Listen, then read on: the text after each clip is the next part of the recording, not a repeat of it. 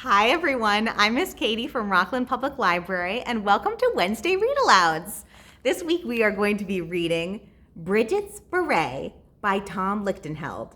And Bridget's Beret is the story of an artist. Can you see what's in her hand? She has some paintbrushes in her hand and she loves to wear her favorite beret. Beret is a hat, so you can see she has a big black beret on her head. And I even have my beret on today, my red beret. Let's see what happens to Bridget's beret. Here she is drawing the title, Bridget's Beret. Bridget was drawn to drawing. She liked to draw as much as other kids liked ice cream. Want a lick? Not now, thanks. Gotta draw. Her favorite place to draw was outdoors. When she was outdoors, drawing all the things around her, Bridget felt like she was right where she belonged. She created many masterpieces. Some went on permanent display, and some were available just for limited time. Does anyone have a place for art to hang up in their house? Right, it looks like she has it in the kitchen with the fridge right on the refrigerator. Does anyone have it maybe in their bedroom too? Or maybe there's even a special place like the playroom that has all of their art hanging up. But she loved to draw inside and out. Of course, Bridget had lots of art supplies, but her most important art supply wasn't something to draw or paint with. It was a hat. Not just any old hat, but a big black beret, the kind of hat that lots of great artists wear. Before Bridget made any kind of art, she put on her beret and adjusted it until it looked just right. It had to have that certain je ne sais quoi. She had no idea what that meant, but she knew all great artists needed it to make art. And can you see she has some pictures of artists right up here wearing their berets. There they are. One day, just as Bridget was putting an inspired dash of purple on a cluster of flowers, a big gust of wind came along and lifted her beret right off of her head. Caught in the breeze, it went sailing through the air like a kite. Unfortunately, this kite didn't have a string. All it had was a little girl running after it, screaming, "My beret! My beret! My beret!"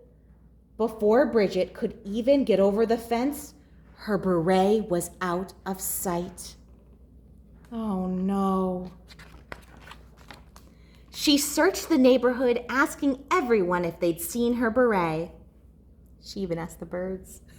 She filed a missing beret report. She even offered a reward. It says, "Missing beret, reward, 1 work of art." Oh, that's sweet. But it was no use. Bridget had lost her beret, and with it, she was sure her ability to draw. Oh, look, she's so sad. And she doesn't think she can draw anymore without her beret. Do you think that's true? Does she really need her beret to draw? Oh, but she doesn't feel good at all. She tried on all the other hats in her house to see if any of them would give her artistic inspiration. Her mom's gardening hat? Draw? I can't even see. Her stocking cap? Is it hot in here? Oh, or is it just me? Her brother's baseball cap? Dude, you have it on totally backwards. A cowboy hat? Draw, partner. Her dad's fishing hat? P.U. A fez? Do I have to be in a parade? A propeller beanie? How uplifting. A coonskin hat? Gross. A pitch helmet? I have to go to the bathroom. But she wasn't the least bit inspired by any of them. So Bridget gave up and did what any self-respecting artist would do. You know what she did? She cried. and then she pouted, silly hat, and sulked, silly crayons, and generally felt sorry for herself. Silly dog. Her friend Madeline invited her to draw, but Bridget said, I can't draw.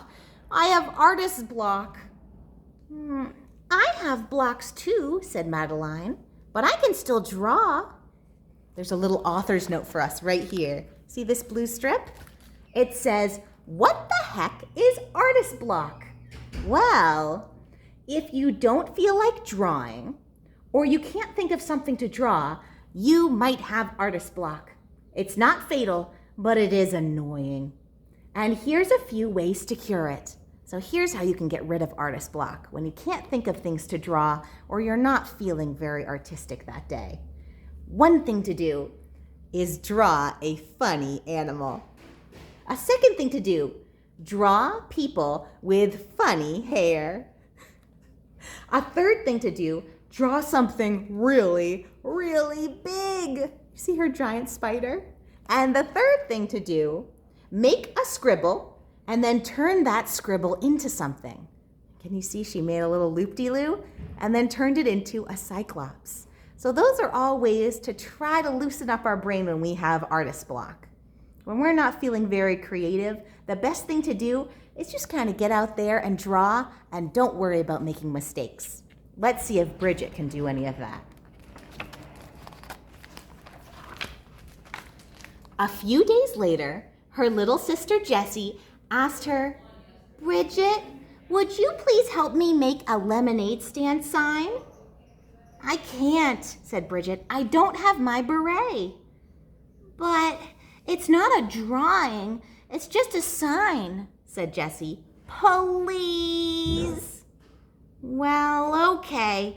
I'll make your sign, Bridget replied grumpily. But no drawing.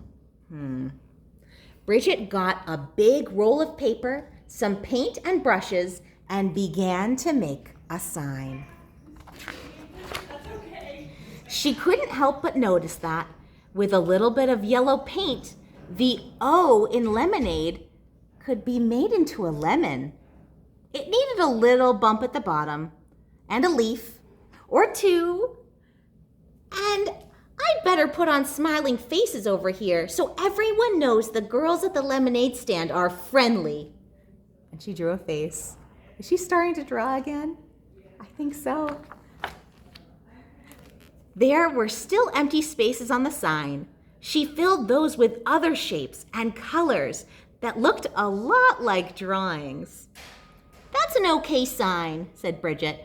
But you'll need another one on the corner to attract more customers. And another one on the other corner.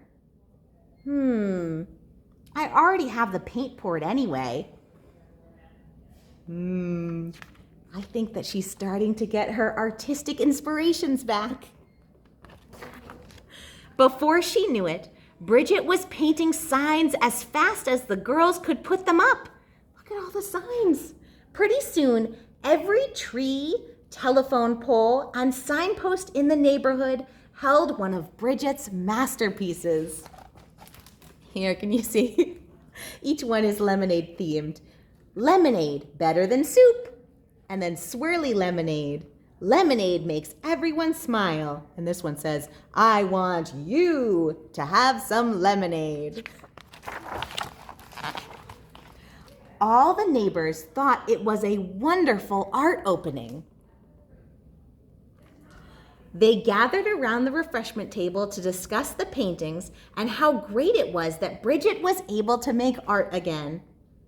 Where is Bridget anyway? They wondered.